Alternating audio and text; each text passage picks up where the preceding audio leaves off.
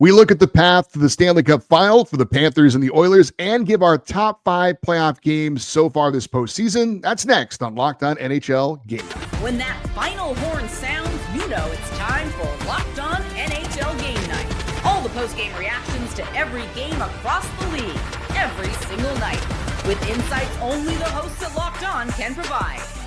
Prepare to experience game day reactions like never before. Only on Locked On NHL Game Night. Your team every day. Hey, hockey fans, welcome to Locked On NHL Game Night, part of the Locked On Podcast Network, your teams every day. Thanks for making Locked On NHL Game Night your place to get a recap of the night in the NHL. We are available 7 days a week during the regular season and throughout the Stanley Cup playoffs, wherever you get your podcasts and on YouTube. I'm Eddie Garcia, an LA Kings fan on the West Coast. He is Shukri Wrights, a Boston Bruins fan on the East Coast. Together, we're here to discuss all the goals, saves, big moments, and stories from the night in the Stanley Cup playoffs. However, Shu, we can't recap any games because there were no games. And as a matter of fact, we don't have any games until next Wednesday when game 1 of the Stanley Cup Finals will be played between the Oilers and the Panthers. But we are going to look at the path to the Stanley Cup Final for both the Oilers and Panthers. And I know you're excited about this. We're going to give everyone our top 5 playoff games so far this postseason. It's raining outside my window, but it's raining for joy in Hockeyville. It's raining outside of our hearts, but the cup is not that far apart. We have reached the greatest time of the year in hockey. And what a time to now reminisce on that journey. And we're going to do it now. Yeah, you know what? It really is a journey. It is a very difficult path to get to the Stanley Cup Final, and that's why it is such a glorious thing if you have been fortunate enough to see your team actually win the Stanley Cup, because it is a brutal battle for 4 rounds, and only one team is left standing. But right now, we've got 2 teams left standing. Let us start with the champions of the Western Conference, the Edmonton Oilers. Finished 3rd in the Pacific Division during the regular season, but looking to get back to the Stanley Cup Final for a second year in a row after the Game 7 disappointment a year ago. The path to the final for the Oilers would start in round 1 against my Los Angeles Kings for a 4th year in a row, and things did not start well for the Oilers. They lose game 1 6-5. Now, they did rally down 5-2 to tie it in the 3rd, but they allowed the game-winning goal with 42 seconds left. One of the few times this postseason the Oilers did not close out a comeback win. Game 2, they lose pretty convincingly 6-2. In that one, 86% of the time in the NHL playoffs, when a team goes up 2-0, they go on to win the best of 7 series. With that in mind, game 3, Oilers get a 7-4 win. They were down 4-3 in the 3rd, scored 2 goals in 10 seconds to take the lead, and then add some empty netters to make the score look more lopsided than it was. Game 4, the overtime win for the Oilers in a huge game. They were down 3-1 to start the 3rd, come all the way back and win it in overtime. And now we're even at 2-2. Game 5 in Los Angeles, the Oilers get a 3-1 win, and frankly, the game was more lopsided than that score would indicate. And then a chance to close it out on home ice in game 6. They do so with a 6-4 win. Calvin Pickard in net for all 4 wins, replacing Stuart Skinner after the first 2 games. He obviously goes 4-0. And again, I was very much invested in this series. Obviously, for the Kings to win the first 2 games and then have 3rd period leads in games 3 and 4.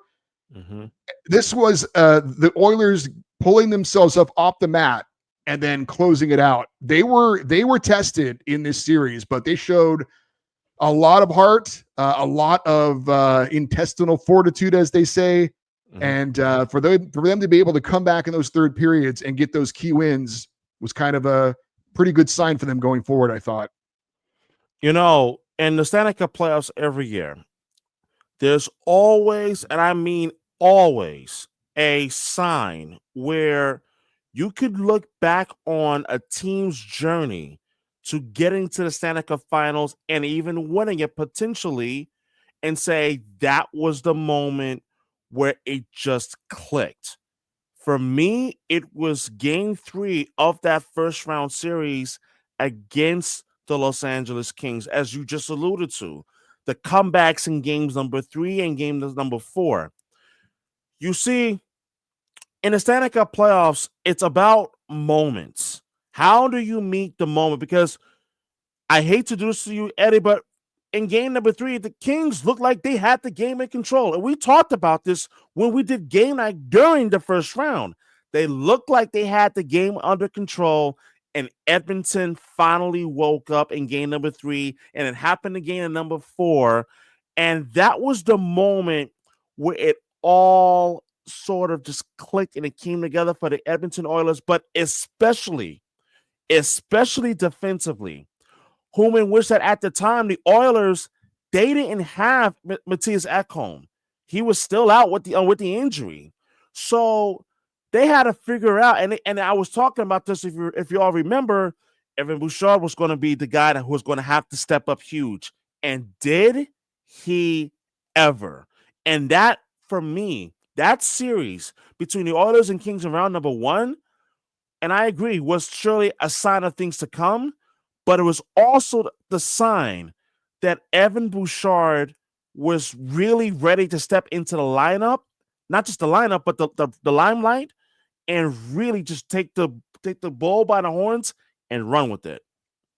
So on to round number 2, where they would face another Pacific Division foe, the champions of the division, the Vegas Golden Knights. But unlike the series against LA, good start to the series for the Oilers, winning both of the first 2 games on the road. They win game 1 4-2, down 2-1 in the third. 5th comeback win in the postseason in game 1.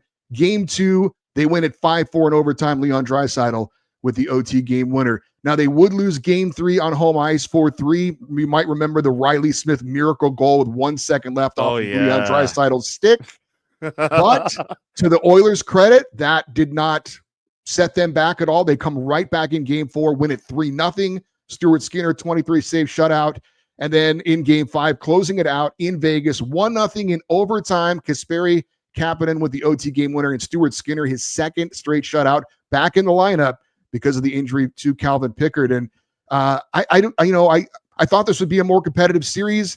The Oilers obviously got off to a great start, but even after losing game 3 when it was 2-1, I still felt like Edmonton was in control. And there were three of the games were 1-goal games. 2 of them were overtime games. So it wasn't necessarily a blowout, but I just felt like the Oilers were in control though throughout this series. They really were. And when you think about that series and how it all started out, that game number 1 was like, wow, okay. You will continue to send messages to basically the rest of everyone else.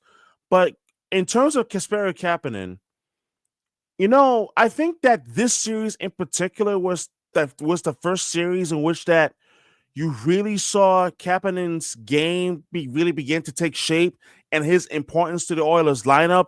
And I think that when you look back to game number 5, where he scored the lone goal, and which was the OT winner, that clinched the Western Conference second round series against the Vegas Golden Knights, that was like kind of like the cherry on the sundae for Kapanen in terms of his ability to be a big contributing factor to this Oilers lineup, and he obviously continued to do exactly just that in the Western Conference Finals against the Dallas Stars. But I would even go as far as to say that this second round, I really thought that Stuart Skinner's confidence really continued to grow, in which that he had back-to-back shutouts in games number 4 and games number 5. And I just thought that if this was going to be different for the Edmonton Oilers, you needed to see a sign from Stuart Skinner, and you got that sign in that second round that he was ready to take his game to a whole nother level and be a big reason why the Oilers ultimately would try to get back to where they want to go. And also, I think Kasperi Kapanen, kind of just an example, of a guy who didn't play at all in the LA series, gets inserted into this round, and just part of different heroes on different nights, and not always Draisaitl and McDavid for Edmonton. That's been a huge part of their journey to the final. So on to the conference finals against the Dallas Stars. The 2 teams would split the first 2 games. The Oilers lost the opener in Dallas 6-3. They come back, though, with a 3-0 shutout in game 2. Stuart Skinner's third shutout of the playoffs. Then they go home and turn it on. They win game 3 6-1. McDavid and Zach Hyman, each with a couple of goals. Game 4, a 4-1 win for Edmonton. They were up 2-1 leading going into the third. They get a couple empty net goals to seal it. And then the Game 5 clincher in Dallas where they scored 3 goals in the first period. Dallas couldn't recover. Jake Ottinger gets pulled 6-3. The Oilers close it out and move on to the Stanley Cup Final. Pretty impressive performance. It seems like they've gotten better as each round has gone along to close out Dallas in 5 games. Pretty impressive. I thought they certainly did. And for me, that's what you want to see in the Stanley Cup playoffs is progress. You want to see teams continue to raise its game onto a whole nother level. And you saw that in which that Edmonton, once they put the pedal to the metal, they were not afraid to just go for the juggler. And they showed that killer instinct time and time again this entire postseason run. And I'll even take it a step further. We've talked about on this very show about McDavid, Draisaitl, but who else was going to step up in this series? Whether it was going to be Evander Kane, whether it was going to be Ryan Nugent-Hopkins, whether it was going to be Zach Hyman, who unfortunately had the season-ending injury and so forth. But the answer was everyone else did, pretty much. And in this series against Dallas, and we talked about the big story for Dallas was the offense went absolutely dry, which included from Mikko Rantanen all the way down. Edmonton said, we're going to take advantage. And then Stuart Skinner definitely played a role in this series, but also Connor McDavid. You talk about a player who has had moments in this playoff run. He's had a couple of them in this series. But for me, the biggest one was in Game 5. When Dallas was seemingly starting to surge back into the game, Connor McDavid delivered the final knockout blow. And that ultimately put the Edmonton Oilers over the top. 19 different players for the Oilers have scored goals so far this postseason. The ageless Corey Perry has 7, tied with Leon Draisaitl for the lead. McDavid leading everyone in playoff points, not just the Oilers, the entire NHL with 26. You mentioned Evander Kane. He misses the entire regular season. 5 goals, 6 assists for 11 points. That's been huge. And both goalies have contributed for the Oilers as well. They're 6-1 at home this postseason. They've got home ice advantage in the final against the Florida Panthers. Speaking of the Panthers, we'll look at the defending champs and their road to making it to the Stanley Cup Finals for a 3rd year in a row. That's next on Locked On NHL Game Night. The NBA playoffs are in full swing, and every night delivers highlight-worthy performances, major momentum shifts, and can't-miss moments. Whether it's a game-winning shot or a breakout player, there's never been a better time to get in on the action. FanDuel makes it easy to stay in the game before tip and during the action with player props, performance trends, and same-game parlays. Fans have more ways than ever to play smart and win big. Which players are showing up in the biggest moments, and how could tracking their trends help you build your next big bet? What would it look like to combine live prop bets mid-game based on how the action unfolds? If you've got a read on who's heating up, why not back it up with the same game parlay? How could a $200 bonus bet add to the excitement if your first $5 bet hits? New to FanDuel, it is the perfect time to sign up. Head to FanDuel.com and place your first $5 bet. If it wins, you get $200 in bonus bets. Make every moment more with FanDuel, the official sports betting partner of the NBA. All right, let's take a look back at the Florida Panthers and how the defending champs were able to get back to the Stanley Cup Finals for a 3rd year in a row. They opened up the first round impressively with a big series against their in-state rivals, the Tampa Bay Lightning, and the Panthers took care of business in the first 2 games on the road, winning the first game 6-2. Matthew Tkachuk, back from his injury, scored 2 goals, and then the second game, a 2-0 shutout with Sergei Bobrovsky having a 19-save shutout in that one. Game 3 would be in Florida, but the road team would win again, Tampa Bay getting a 5-1 victory, but that would be their only win of the series. Game 4, Panthers come back, win at 4-2. They were down 2-1 late. They get back-to-back goals in 11 seconds from defensemen Aaron Ekblad and Seth Jones, and then they close out in Game 5 in Tampa, 6-3, tied 3-3. They scored the final 3 goals to close it out, and the Panthers 3-0 on the road to open up the postseason. Pretty impressive start for the defending champs. I wasn't surprised they won the series. I was surprised with how relatively easy they won that series. But you know something, though, Eddie? I think anyone who said that they weren't worried about the Florida Panthers going into the Stanley Cup playoffs is lying. I think they're being completely dishonest because here's the thing. I had concerns about the Panthers, not doubts. There's a difference. I had concerns, and my concerns were going into the playoffs that how much gas did they have left in the tank? Because they didn't play well down the stretch of the regular season. And then remember, as you all know, the Panthers have played a lot of hockey in the last two postseasons going into this one. And my questions were, how much gas did they have left in the tank? Was it going to be enough to get past the Tampa Bay Lightning in round number 1? And here's the thing about this Panthers team. And this Panthers team has shown time and time again how much it believes in itself. And that ultimately, when you talk about a team that truly believes in itself and has been there and done that in the last 2 years, there's very little to absolutely nothing that can knock it off his welter. And that's exactly what the Panthers did in round 1 against Tampa Bay. You know, like they knew they had to elevate their game to a whole nother level, and that's exactly what they did. And I just thought that, you know, like when John Cooper came out and said that quote, they have an exceptional team. They're not just an average team. They have an exceptional team. I think 2 years ago they were playing Boston up on 3-1. They come out to win that series and so forth, and they started their current run now. I just think that this Florida Panther team is truly battle-tested, and round 1 was an early sign that no matter what type of storm that they were going to face, they took it and faced it head on against the Tampa Bay Lightning, a pretty good team, and they came out victorious. And they not only came out victorious, they did it convincingly. Well, round 2 would be their toughest test of the postseason. They lose the first 2 games in Toronto, 5-4 in game 1, 4-3 in game 2. So like the Oilers against the Kings, remember 86% of the time you take a 2-0 series lead, you go on to win the series.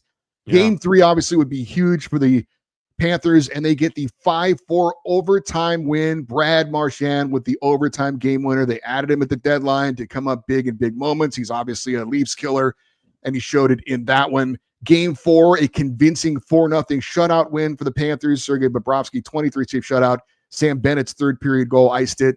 Game 5 in Toronto, a very convincing 6-1 win over the Leafs. This one never in doubt, 6 different goal scorers, and it seemed like the series was over at that point. Game 6 surprise in Florida. The Panthers lose 2-0, so we got a Game 7 back in Toronto, but just like Game 5, another convincing win for Florida, also by a score of 6-1.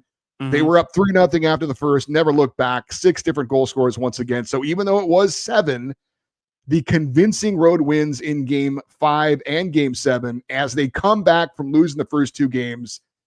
Very impressive comeback win for the Florida Panthers. You know, you said that this was their toughest series so far. You're right. It was. But as I talked about earlier in this pod, Stanley Cup playoffs are defined by moments. And I talked about this on Twitter the other night where I made a tweet. I said, look, if you told me, if you went back to game number 3, and I want to specifically focus on game number 3 against Toronto, they're up 2-0. The Toronto Maple Leafs are up 2-0.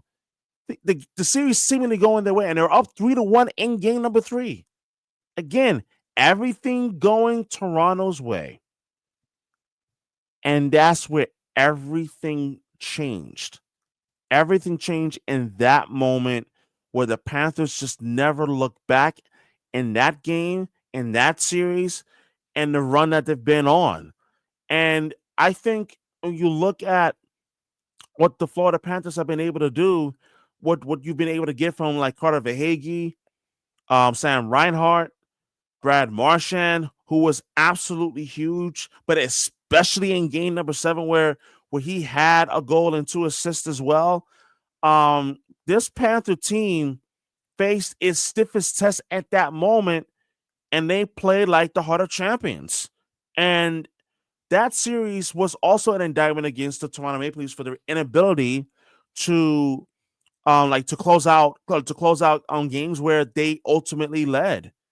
And unfortunately, that reared its ugly head in that series. But as far as the Panthers are concerned, you also continue to see that this was a Panther team with Bobrovsky continuing to get better, and as well as for the fact that that you talk about getting contributions up and down the lineup.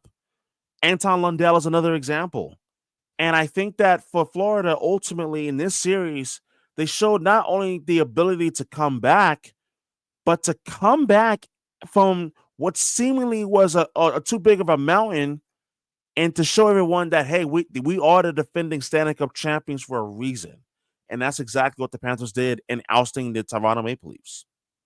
On to the conference finals, and just like the Oilers, third straight series where they start on the road, but this time they start well on the road against the Carolina Hurricanes. They win game one 5-2, scored one in the third, one in the second, two in the third to pull away.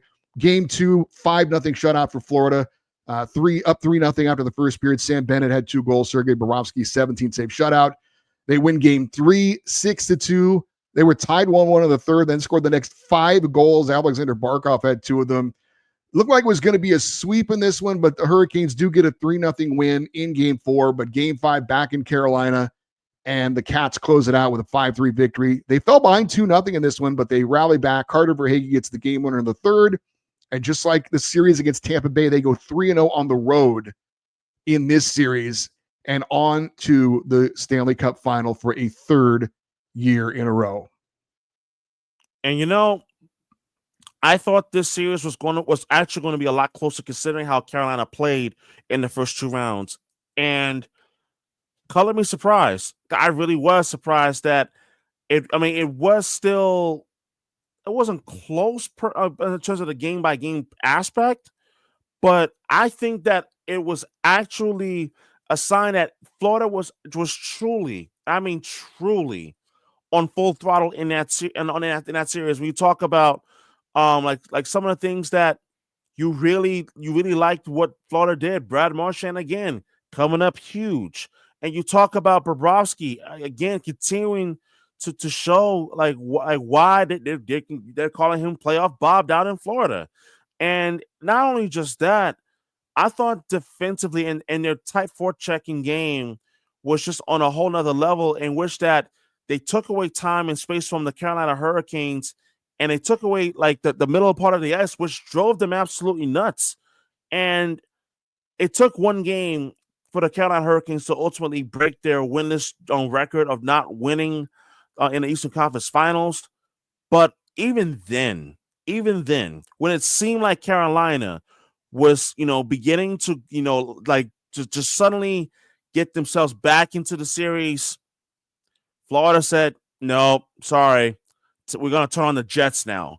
And that's exactly what they did in game number 5. And it was just truly unbelievable to see. And that's why Florida is now back in a Stanley Cup Finals. They can beat you in so many different ways. It doesn't have to just be scoring 5 or 6 goals a night, but their ability to play a low-scoring game as well is what ultimately puts them over the top.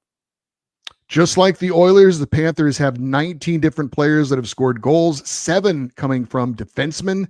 Sam Bennett's leading the way with 10 goals. Alexander Barkov's their leading point producer with 17. They've got 10 different players that have 11 or more points during the Stanley Cup playoffs. 9th team ever to make 3 straight trips to the Stanley Cup Finals, the Florida Panthers. All right, up next, we're going to give you our top 5 playoff games so far this postseason. That's next on Locked On NHL Game Night.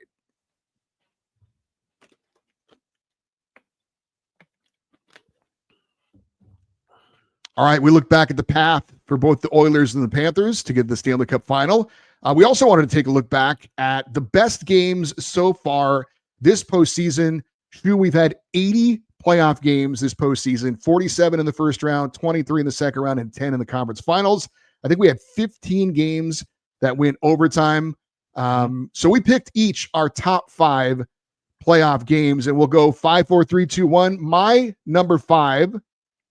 Hurricanes at Devils, game 3 in the first round. New Jersey was down 2-0 in the series, on home ice needing the win.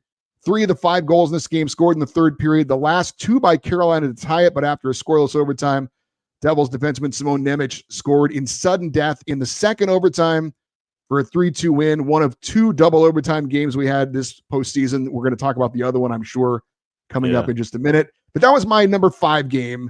the double overtime win for the Devils over the Hurricanes. What was your number 5? I thought about it long and hard, and for me, the number 5 game for me was Vegas Edmonton. The 1-0 winner in overtime for Edmonton. You talk about a really well played game, and as well as you getting that hero that you needed, and you just needed it to come up in the biggest way. Like, come on, like anytime now. But for me, that one, Kapanen scoring on the OT winner for the Edmonton Oilers in Game 5 against Vegas, and a 1-0 I win. That for me was game number 5, my fifth best game of the Stanley Cup playoffs so far. What's your number 4?